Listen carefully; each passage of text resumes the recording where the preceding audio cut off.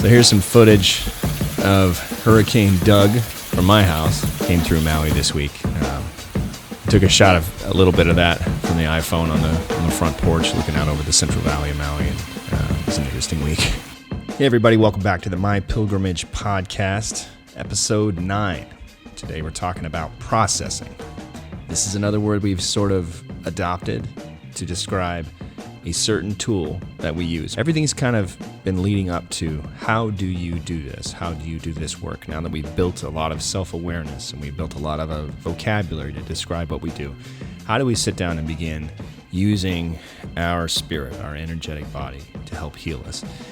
That's what we're going to be discussing this week. The conversation in Arizona took place between myself and Jason, where we were talking about how to get started, and I talk a little bit about my first processes.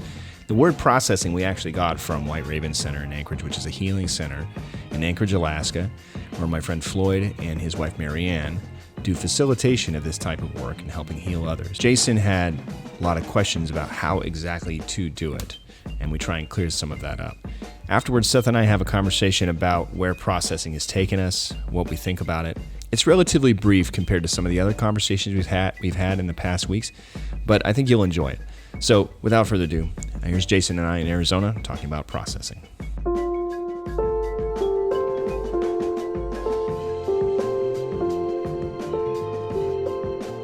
So, chapter 9 is all about processing.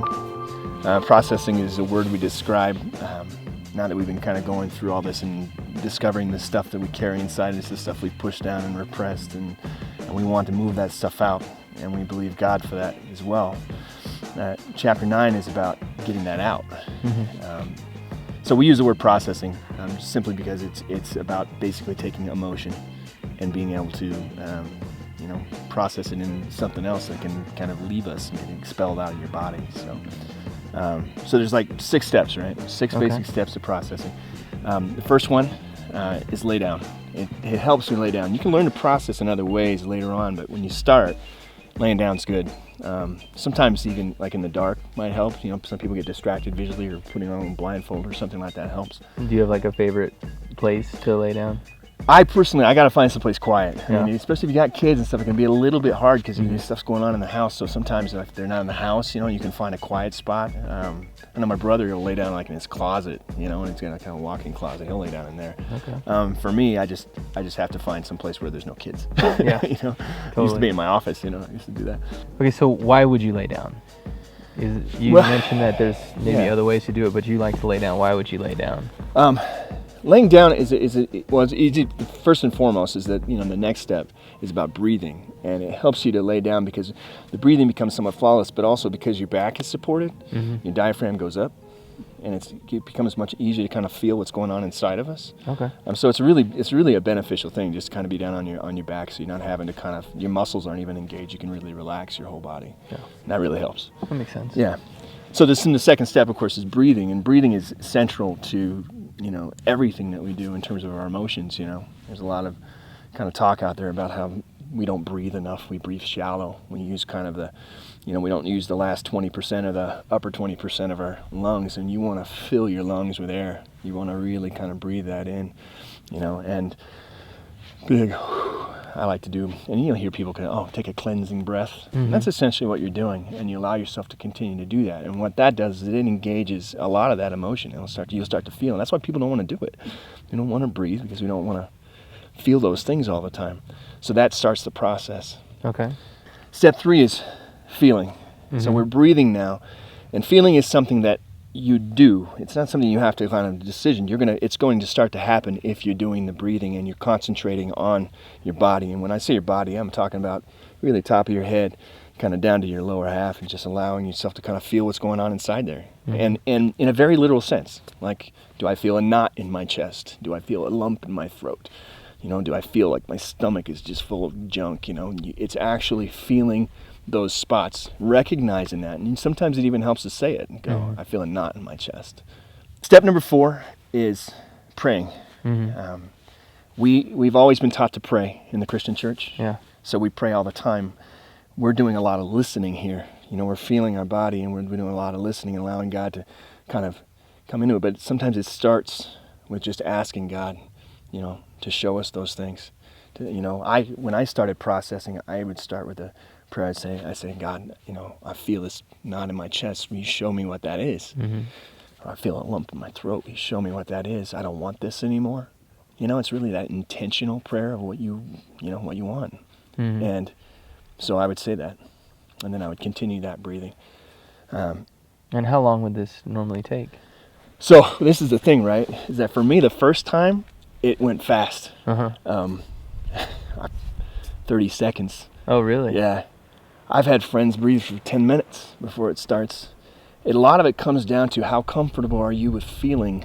Okay. Sometimes we're very numb, and we don't want to recognize what's going on, and we're not intentional necessarily about kind of getting that out. We're very comfortable with the things we've carried around for a long, long time. Mm-hmm.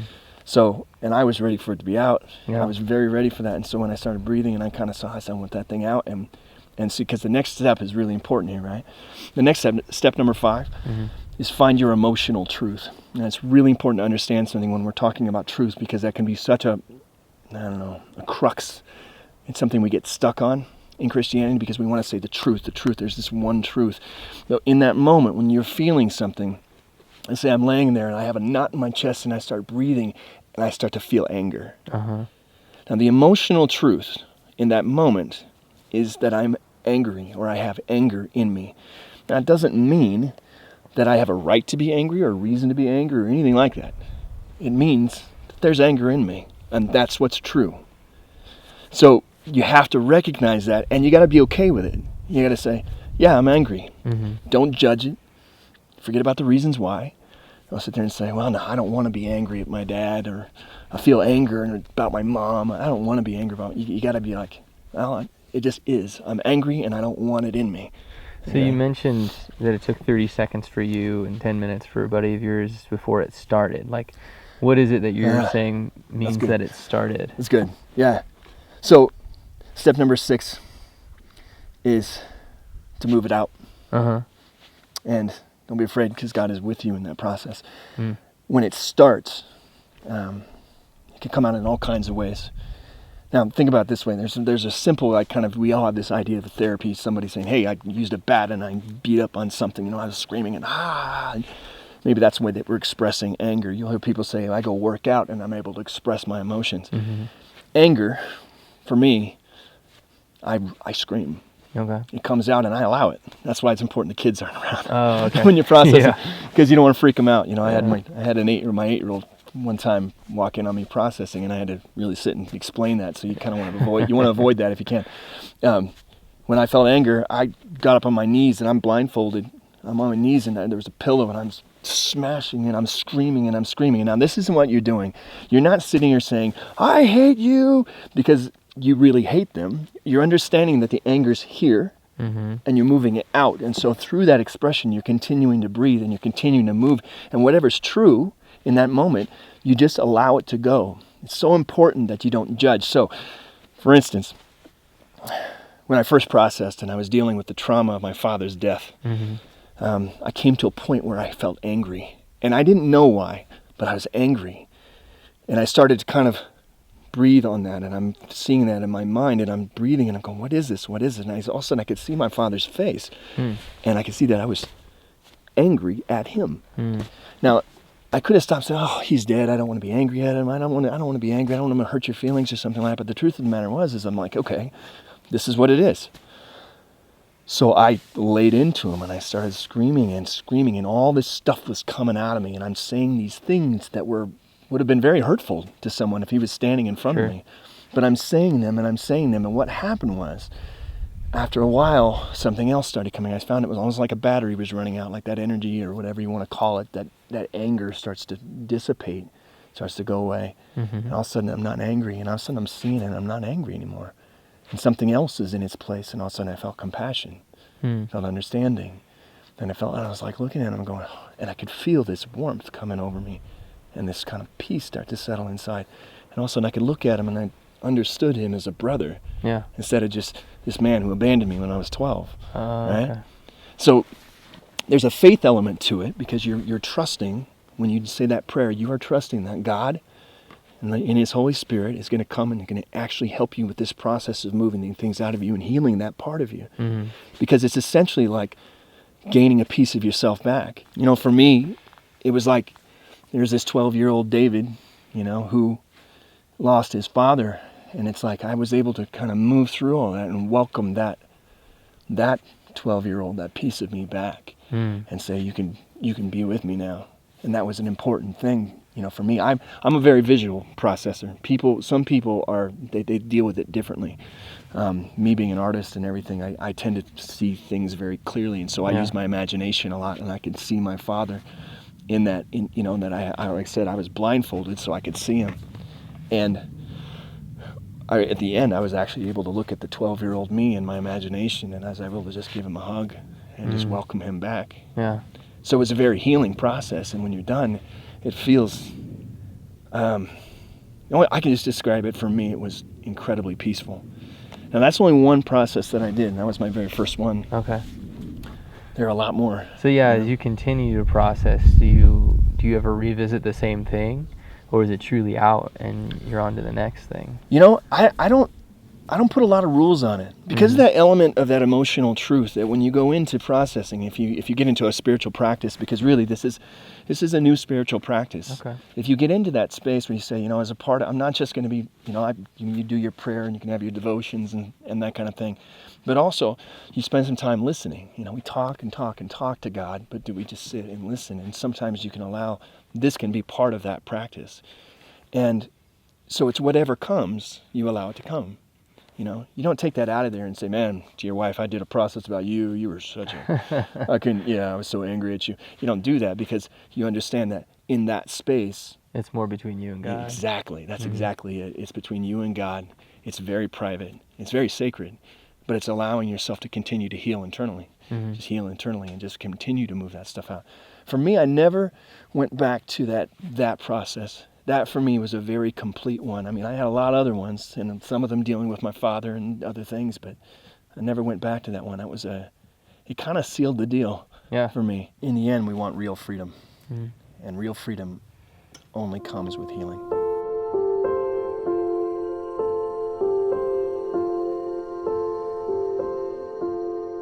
So Jason and I just had this conversation in which we introduced this idea of processing, and processing is another word. Please, everyone who's listening, understand we just said a word. It's a word. It's a word, and we know and about it's not word. in the Bible. As far it's as not in the Bible. No. I don't know what the Hebrew or Greek for processing is, but we actually see a lot of processing in the Bible. There's a lot. Yeah. What our processing is a word that we actually got from the White Raven Center. It's a word that they used in terms of moving energy, in terms of during the healing process. Yeah. And so we're just going to spend just a few minutes kind of talking about how processing was for us at the beginning, and then how it's changed over the years. A lot of the people that are listening are at the beginning of this process, and we want to kind of help lay out how that works. But one example I was thinking about in terms of processing in the Bible, I was thinking about Samson, and the whole pulling down the temple. Yeah, pulling down the temple. Yeah, we did some of that at White Raven. Some pulling. Yeah. There's a lot of that. You see in the Psalms, and you see heavy grieving. You see Jesus in the desert, and in the Garden of Gethsemane, you see that movement of emotion and energy. We try and present it in the video, and here we're trying to present that this is a normal human system, right? That emotions are made of energies, that pain and trauma and things like that are meant to move and flow through us. We are meant to experience them. We're meant to experience when a traumatic event happens. We're supposed to experience that trauma. And so let's say you lose someone, people talk about this, the grief cycle, and about how to grieve in a healthy way. And that typically is moving that energy in a healthy way. And that there are these kind of ways to do that, but that we don't tend to apply that to what society calls a non-traumatic event. Right. But we're starting to understand that trauma in a lot of other ways is it's a spectrum. And if I'm experiencing a low level trauma, like I'm 6 years old and I'm at school and a kid calls me, makes fun of me because I'm wearing the wrong brand of jeans, which happened a lot when I was a kid for some reason. that kind of little trauma happens to the 6-year-old or whatever, and he goes home and he feels that, and he buttons that up. He tries to work through it in his little immature kid brain, and he tries to figure it out, but his parents might go, your genes are just fine. He doesn't know what he's talking about, and don't acknowledge the hurt and help. What does that feel like? What does that feel like? Do you feel like it's okay to cry? It's okay to move that. It's okay to feel that and work through it and help him go through that steps, which parents, I mean, come on, like your parents don't have those tools, a lot of them. And even the best parents in the world are still going to mess up in those areas, right? So the kids are going to have those things as they go along. And so this becomes a thing as we get older, we have to learn this stuff. So, when you first started processing, and learning about that stuff like that, what was the experience? I know you and I had kind of different experiences, but I want to kind of hear your kind of thoughts on the first couple of years of your working through this stuff. Oh man, gosh, it's changed a lot. But at first it was pretty simple. I think I mentioned this in one of the previous episodes. I had kind of caught onto this quote by Meister Eckhart, where he said, the kingdom of God is not found within the human soul by a process of addition, but by subtraction. Mm-hmm. So when I heard them talking about moving energy, it clicked so easy for me. It made complete sense. I'm like, oh, so at the core, we're made in the image of God, right? The imago Dei, this idea we are made of God, right? And so it became, being that I am God inside, mm-hmm. and that, like Paul says, it's not me who sins, but sin that dwells in me. So he talked about this kind of like this weed system. And that's kind of how Floyd had explained it. It's like weeds that are choking out the garden. And if you remove the weeds, then that godness shines. Yeah, it makes through. Sense. So it made complete sense to me. And I was like, okay, this makes total sense. So that God is found in the human soul. When it's uncovered, there's a revealing kind of component to it. So when he was talking about moving energy, I was like, let's do it. But for me at the beginning, I was just a bull in a china shop. I mean, my ego grasped onto my healing process pretty fast. So it was just, we got to move energy. We got to move energy. We got to move energy. And I was working so hard at moving energy that at times I would kind of not be able to do anything, because you can't do it with your ego. You can't do it with your thinking brain. Right. It's an actual process. And there's, at White Raven, they taught us a lot through the breath, like, deep breath, especially over longer periods of time, has an ability to put the body into what some people could call almost like a psychedelic state, right. Where it has where your consciousness can open up and you can actually move this energy out of your body. Right. But I want to come back to breath in a little bit here too. But yeah, absolutely.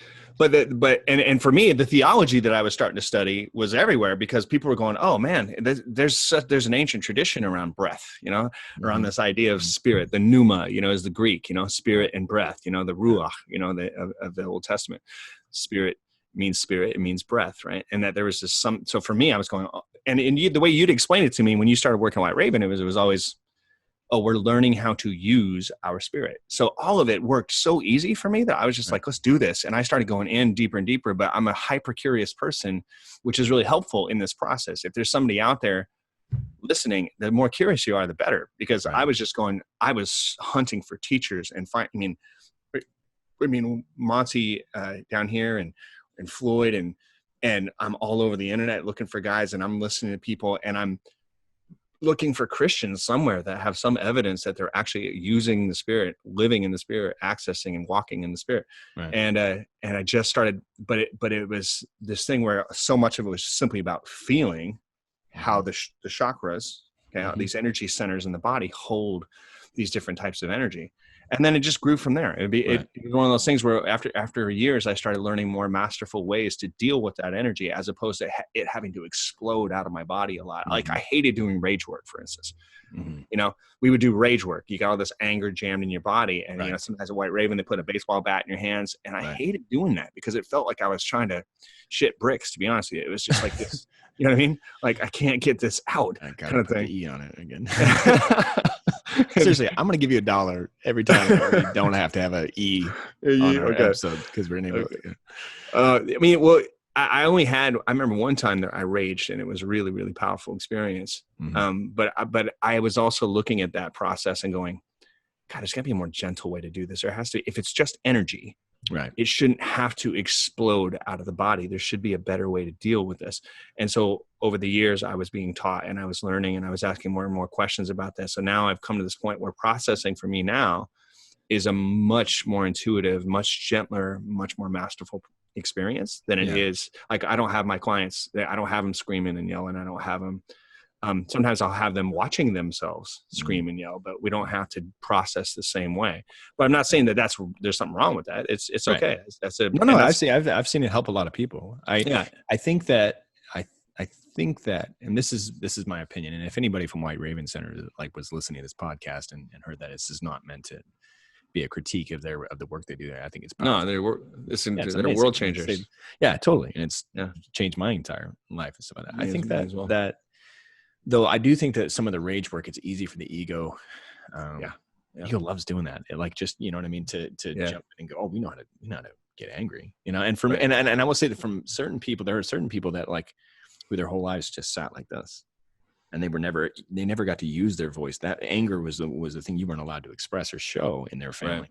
Whereas in our family, you know, you could blow your top, and we got to see some top blowing, and you know, not in, you know, it wasn't like over the top bad all the time, but I know for me, I had a temper, and man, I would blow it. You and I would get at it and everything.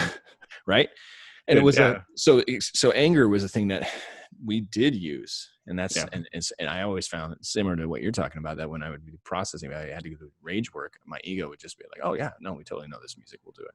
Yeah. And that I needed a gentler way. Yeah. Well, and also I discovered over time that a lot of the energy we're trying to move is made of anger.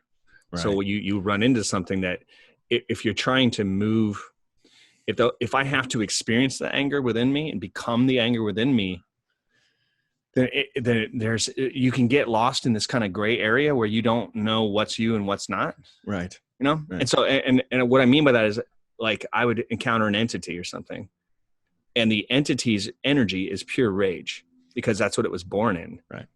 And then all of a sudden I'm identified with it. So I'm going to war with this thing, which is where, in my opinion, this is where the entire concept of spiritual warfare comes from. We identify with the energy that's in us. It's made of anger, rage, war. Mm-hmm. And now we're fighting on its grounds, on its turf. Right. You know? So now I'm in this. And so I remember I was on the mat doing some process, doing some work with Monty, and I would always imagine myself pulling out this monster sword and just like hacking demons to pieces and stuff. And he was like, hey, let me show you a better way. Yeah, we talked about this one. Yeah, we talked before. Yeah, and then he's just like, love is the most powerful force in the universe. And then when he said that changed my whole life, because I started going, because everything kind of converged at that moment, going, that's what Gandhi and Mandela and MLK and Jesus and all these guys were talking about. You know, it's a soul force. It's an actual energetic thing. Right.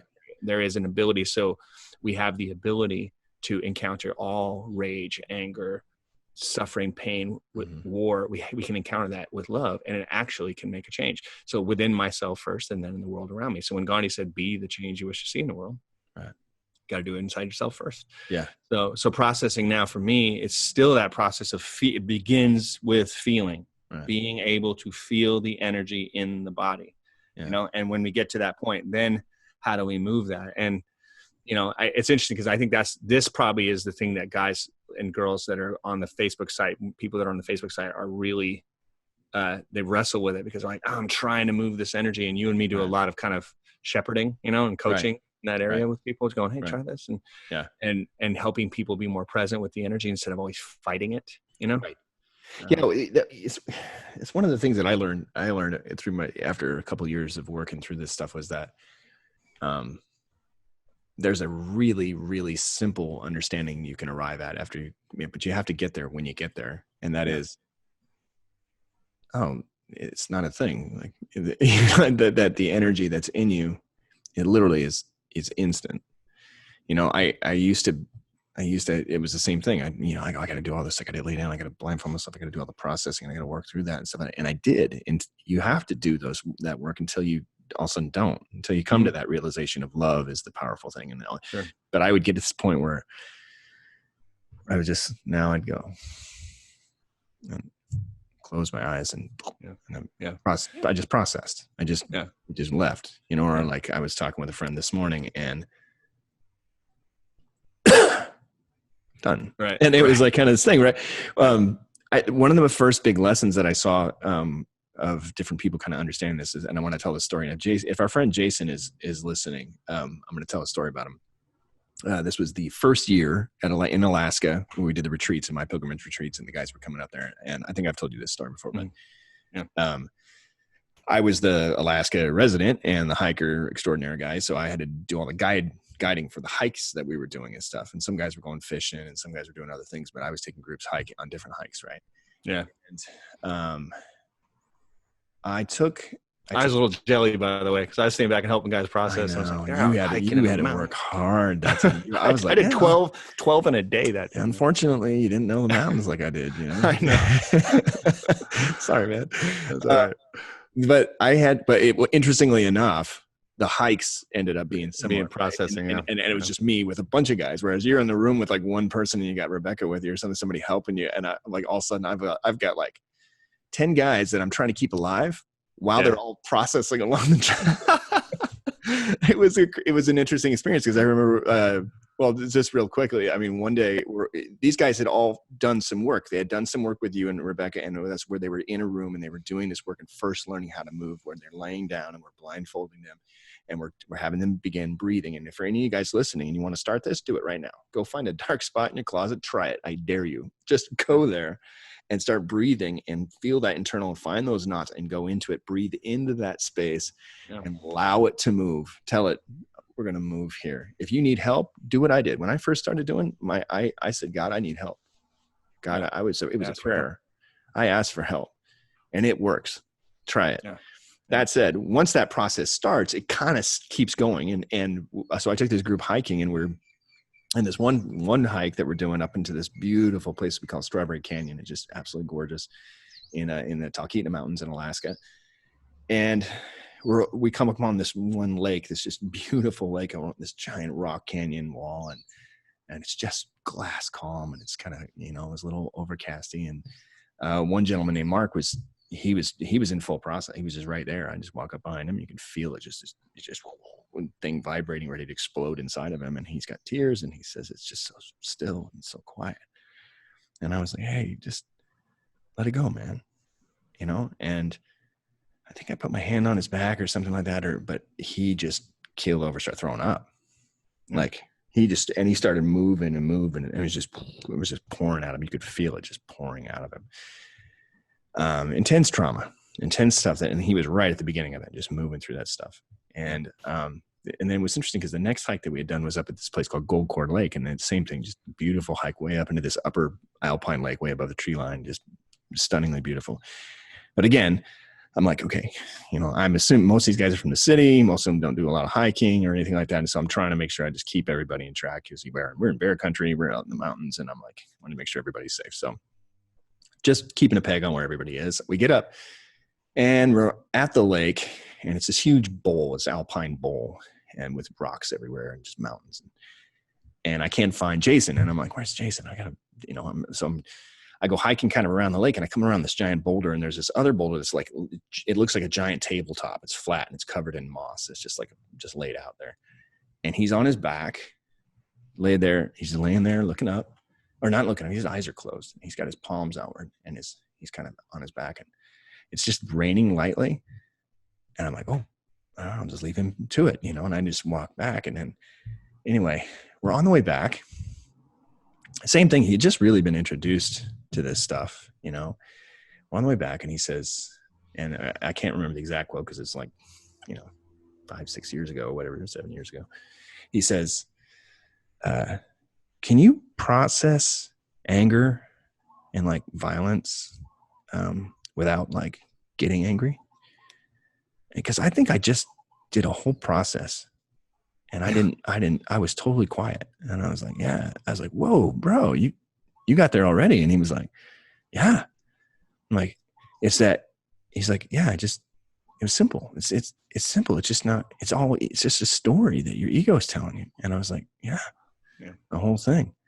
I go, and some people get there quickly and they realize that and they go, oh, the whole thing is just a story. Yeah.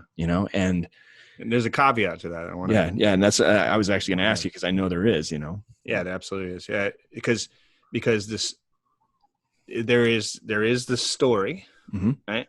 And then there's how the ego has created what we can call an attachment to the story. And that actually has substance to it. And that when we process, that's essentially what we're processing. Sometimes it is just repressed emotions, repressed energetic emotions like anger, sadness. Like one time I ran a process, I cried for an hour and 45 minutes. Right. Straight. That was me this time, right? Yeah. Just because there's there's just so much repressed energy in the body. And then there's what the ego does to help you attach to a story. Yeah. Explain that. And that's a lot of times what you feel in the chakras. Like when you talked about, you just feel it in your chest and you're just able to release it. It's because the ego is the ego is actively trying to create attachments as long as it's in existence, which, it is, it's trying to create attachments because that's how it understands. Think of it like a kind of it's trying to put up suspension wires to hold you. Right. Right. And so it creates these attachment points, and that's made of energy. Now, I can't describe in scientific terms what that energy is, but you'll feel it in your body. You'll feel it in your stomach. You feel it in your chest. And at times, this is where the concept of entities comes into play. At times that can take on conscious form, and that does create strong attachments. So, someone will work through that, and this is where you have to learn a little more of a masterful kind of way of doing things, and where you need some help sometimes, is to be able to learn how to deal with those strong attachments. And I've watched people work through those things for years. But what happens is that you get to the point, it is kind of a quantity thing. There's only a finite amount of this trauma in your body. Right. So as you move energy, it gets easier. It's like the scale gets lighter. Yeah. And over time, eventually you can come to the point where you can simply look at your ego and go, nah, I'm not going to do that. Right. And eventually, if you refuse the ego's constant desire to make attachments and live in those attachments, it starts to kind of dissolve, or it becomes it can become very docile or submissive in a way. Yeah. Now, that only, like, even for you, we've talked about this before, even for you, you don't encounter many attachments to your ego anymore, but you could if you decided, like, if you're like, I think I'm going to go like crazy big goals. Oh, by the way, we had that conversation. And so I've begun.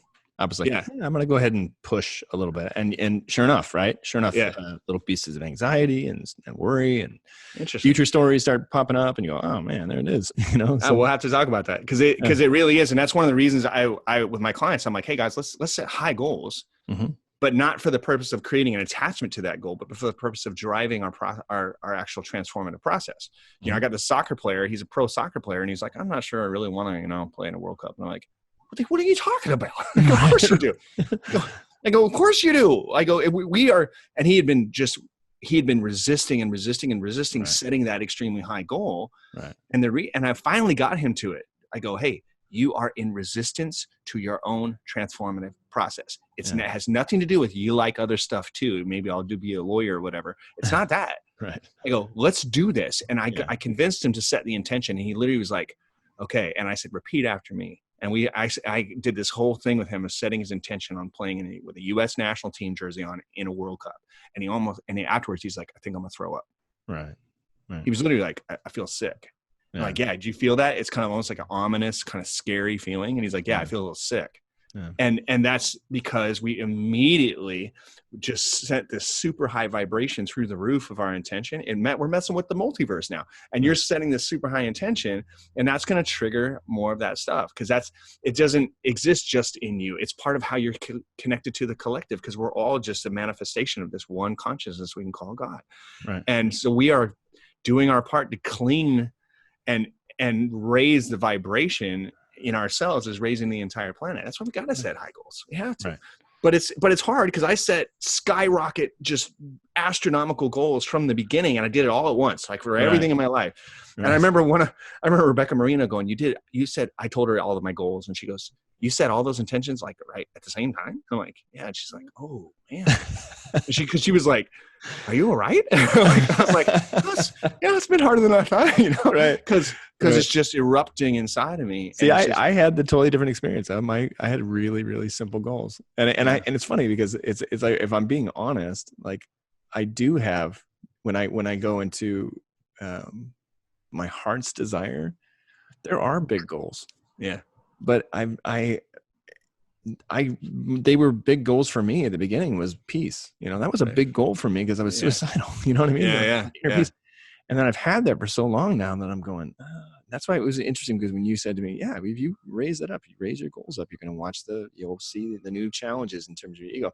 And that really challenged me. And I was like, I went in and I spent some time in meditation going, what do I, and I'm like, oh yeah, I found some pretty intense goals still there, and going, I have not sat there and moved those from this category of, oh, that'd be cool, to Right. that's Intention. what I want. That's what I'm going to do. Yeah. And now that I took 2 of them, and I'm not going to say what they are right now, but I took 2 of them, moved them over to I'm moving in this direction category. And it's sure enough, it really it's been pushing me big time. And I finding that, I want to medicate that a little bit in terms of, I'd like to, it's really easy in Hawaii to, by 3:00, especially in quarantine, to just go, yeah, I think I'm done on the computer. I should be working and building this website or working on this branding thing that I'm doing. But instead I think I'll go make an old fashioned and go sit out. Yeah. It has an easy 3:00 has somehow become the drinking hour now. It's like, Dude, in Hawaii, it's so like, I know you're always like, you get that nice chilled Prosecco or whatever. Oh, but dude. It's funny because that's the thing, man. That's why we have to do that. But your process, I don't know if I'd say it hasn't been easier than mine, but I'd say maybe it's been more gentle than mine. Yeah, no, I don't because of that. Yeah, absolutely. Because right at the beginning, literally the day after my wife did that exorcism on me, and my addiction ended, I set my goals on being a #1 New York Times bestselling author. Yeah. No, I remember. I was like, I remember going, okay, yeah. And and as a result, it's just been, it's the wine press, man. But right. But my goal was literally like, yeah, I'd like to live somewhere warm and peaceful, and just like travel with my wife and enjoy. And I was like, I'm gonna change the fucking world, man. Yeah.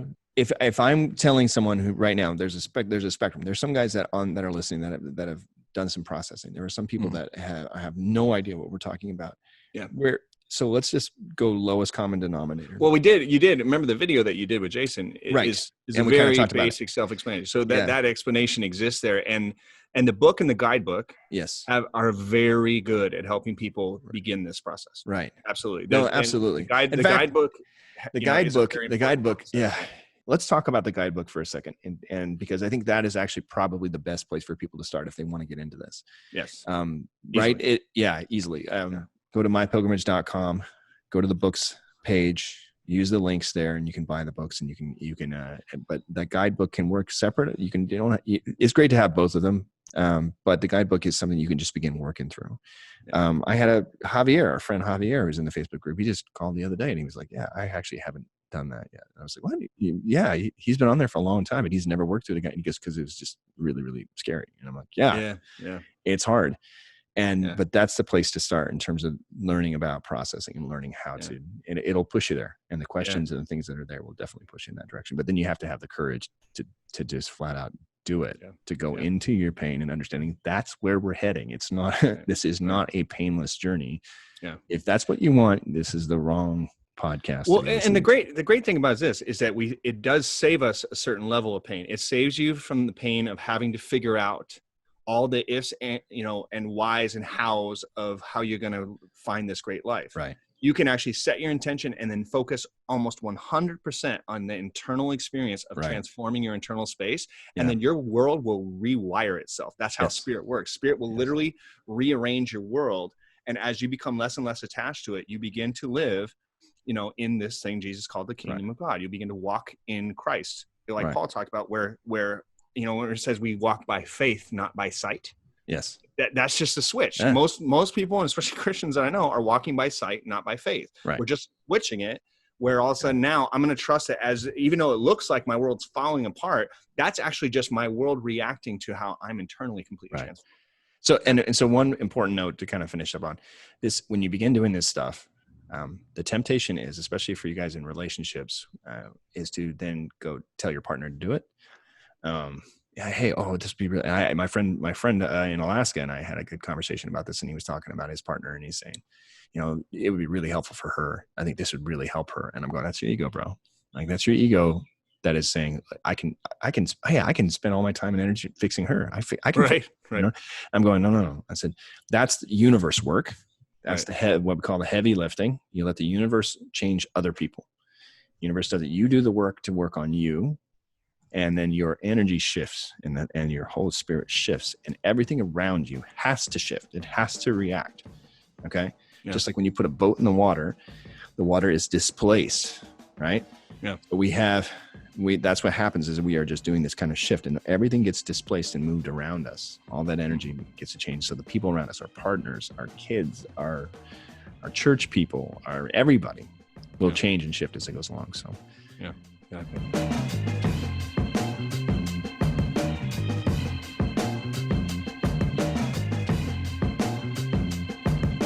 So there you go. You are now informed on the process of processing, dealing with all those emotions, dealing with all that energy that's pent up. What we'd like you to do is to try it. If you don't feel like you can, if you feel like you need help, there's a really great resource, White Raven Center.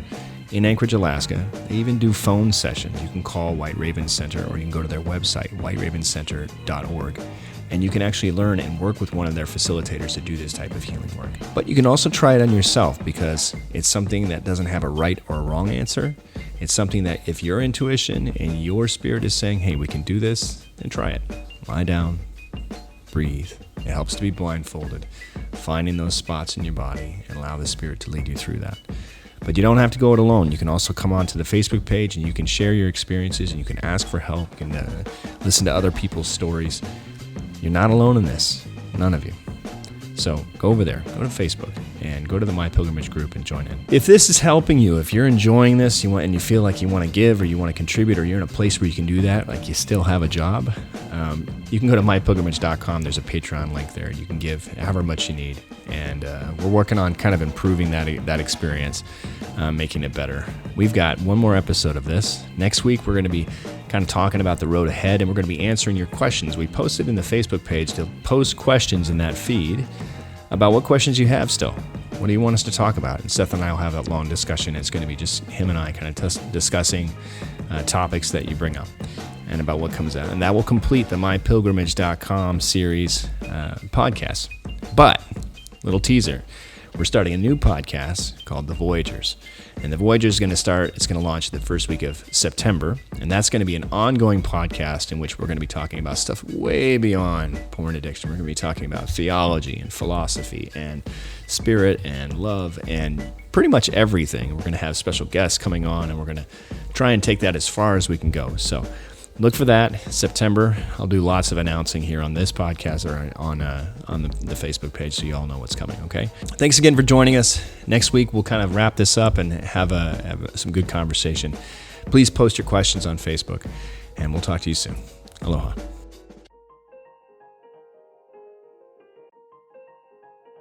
Well, let's talk about constructs real quick. So this is just kind of a PS on the end of the podcast here. We're just kind of doing a supplement because we saw, as I was finishing editing the episode, we saw the conversation that Craig had put up on the group talking about constructs, and Aaron had asked about constructs in terms of he said, I just picked up the Kindle version of Feels Like Redemption so I could search through the book to find a refresher on the constructs that the energy is contained in by our ego. Seeing what I can find today as a refresher as anxiety is still something that I am letting go of. So I wanted to just kind of put that to you in terms of, we talk a little bit, let's spend 15 minutes here just talking about constructs and what that is, and why, as my understanding of it is that the constructs are everything material is a construct of sorts. Is a construct, yeah. Yeah. And so in the way that the ego kind of plays in that universe, and it seems like my ego is always trying to tell me that that's true.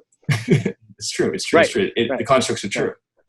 Yeah, ultimately that's when, and ultimately when we talk about the way the entire universe in its material form is structured, it is through a collective ego that some would call a masculine energy. Like the universe is masculine and feminine energies, and the masculine is what gives it form.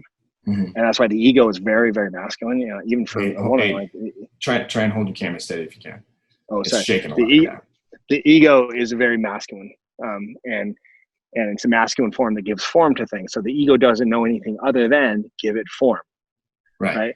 And well, it knows give it form and help and survive it, right? So it understands survival. So a great construct that you would see functioning is something very similar to what Craig was articulating in the first place with that post. Because when he said, yeah, she says that that anxiety is the structure of the ego, whatever. That thing that she said about it, where she just has this acceptance that this is just the way it's going to be. That's a complete and total construct. Right. I think the quote was that she has stories and what ifs always running through her head, and that creates anxiety. Right. And of course that does create anxiety. Right. But the question, of course, though, is she has a structure now. She's saying, so I can control it. It's created by the mind, and I can control it with the mind. All we've done, all you and I are doing with this is creating a different construct. We're trying to create a better construct. We're creating a construct. It's a little bit like creating prison cells, right? You built, you meet a guy who's lived his entire life in isolation with no light and no window, and you put him in now he's got a toilet and a small little window. He's in heaven, right? Better construct, right? Yeah. And all we've been talking, that's essentially what consciousness is an expansion of your construct. Right. And this is what it was meant to be. This is the theological point is called progressive revelation, right? This idea that you see in the beginning of the Bible, God is this kind of really kind of odd, rudimentary construct that's coming into this world where the gods are pretty mean and nasty and require your firstborn and all this stuff. Right. And you see this kind of revelation of the construct getting bigger and bigger and bigger and bigger. Right. And then you hit the 20th century, and also even not even that. You hit the ancient days with the Greeks when Plato and Aristotle was starting to go, maybe reality is not what we thought it was, and they were making room for bigger and bigger and bigger constructs. Well, now we're at a space where, psychology holds what we're doing essentially is psychology, right? It's the discipline of psychology, but I call it psycho-spiritual work because we're trying to merge different disciplines into a space that give us a better construct, because psychology has failed us at so many levels. Right. I was trained in what's known as psychodynamic theory, and psychodynamic is pretty good. It understands that the psyche becomes fractured. What I would call the soul, they call the psyche, which of course is the problem that it locates it in the mind, right? Becomes fractured. And therefore I have these younger parts of me that have been fractured through trauma. And I need to now get to know these parts of me and love these parts of me. So, but it stopped there, right? Because because it's psychology. It doesn't have room for spirit. It doesn't have room for energy. It doesn't have room for quantum, right? It doesn't have room for that. So it stops with the mind saying, now I'm going to love this. And we were taught how to self-love, lots of bubble baths, lots of candlelight, that kind of stuff, Yeah, it's Tony Robbins, right? I mean, it's I'm going to play with this younger part of me because it needs to be played with. But the problem is, it's trauma, it's energy, it's stuck in a time loop. Every time I play with it, it needs more, it needs more, it needs more, and it keeps going and going and going. So what we're trying to do is create a better construct. I mean, I just had a session with a client over here, and I said, listen, I'm about to teach you a bunch of stuff. It's our first session. It'd be very helpful if you would just believe what I say. So are you a skeptic? And she goes, a little bit. And I go, okay. I go, so we don't have a lot of time here. We're going to get this done. We want to deal with your anxiety. So if you just accept what I'm saying is true, this is going to help you a lot more. You know what I mean? Right. That would be really, really helpful for us to build a construct where. Well, I would say it'd be key working with any therapist. Absolutely, 100%. Right? And what we're trying to do with MyPilgrimage is go, hey, is there a better construct where God has actual power and there's a need for that power to operate? Right. And so we're functioning in that. I think you get a lot of.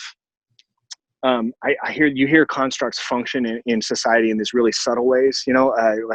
Carl Jung said, unless we do the work of making what is unconscious conscious, it'll dictate your life and you'll call it fate. Right. So that buddy of you that you have that's just totally jacked up and he doesn't seem to change, you just go, it's just the way he is. Sure. That's construct, right? Really subtle little construct. She's just always been that way. She's human. Well, we're all flawed, right? We're all flawed, right? We've all sinned and come short of the glory of God. That's a great construct. Right? We've all sinned. We've all come short of the glory of God. Therefore, boom, boom, boom. Theology is a construct, all of it. But our goal is to create something that we want to create an arena in which God can really play. Right. You know what I mean? God is unleashed in all. Okay, well then let me just for the Matthew Woods of the world, I want to make sure that who we love dearly, and we're happy to have him in our group, and I hope he's listening. And I'm coming to Idaho at some point. I'm gonna track that guy down and buy him a really good dinner. It's gonna be awesome. No, actually, no. I appreciate the counterpoint. I think it's good and healthy to have in the group, and I certainly don't want it to become a place where everybody's just a big agreement party. You guys can go to church on Sunday for that, but sorry. I mean, I like, it's good to have those discussions, those counter discussions. But from a standpoint, we also assume that religion in and of itself, even Christianity as we know it, evangelical form of it, the denominational form of it, is a construct. It's something we created to try and what you're saying is essentially that that's an ongoing thing. What did you call it? Something revelation? Progressive revelation, and that we can be a part of the progress of the revelation, or we can be the person who tries to hold the reins and pull it back and say, it's funny. I had watched that Rob Bell film that came out, and I'd gone back through some YouTube. I went down a little YouTube trail of Rob Bell stuff, looking at some of his stuff in the past, and there was a debate on there. He was on an English radio station. It was a Christian radio station where he was having a debate with this other English pastor about homosexuality or something like that. It was okay. Right. And that guy, and it was interesting because you can see Rob was kind of, he's moved on in the progressive like, what am revelation. I doing here? Yeah, exactly. Because in the point, he's telling this, he has this story about this God who's really helpful. This God is helpful. God is beautiful. God is about shalom and love and the peace and bringing that. And you can see the healing that he's experienced in his own life, but also that he's teaching to others.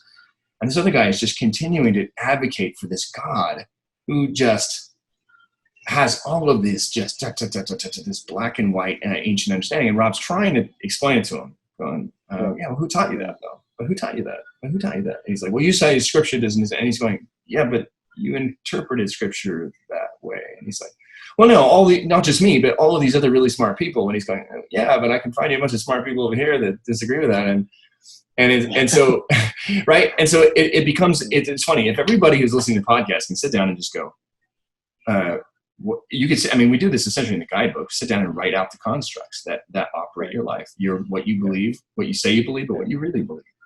We were talking about someone that we know today, who says that she wants a bunch of things and wants these meaningful relationships and stuff like that, but doesn't make any effort to create them. None.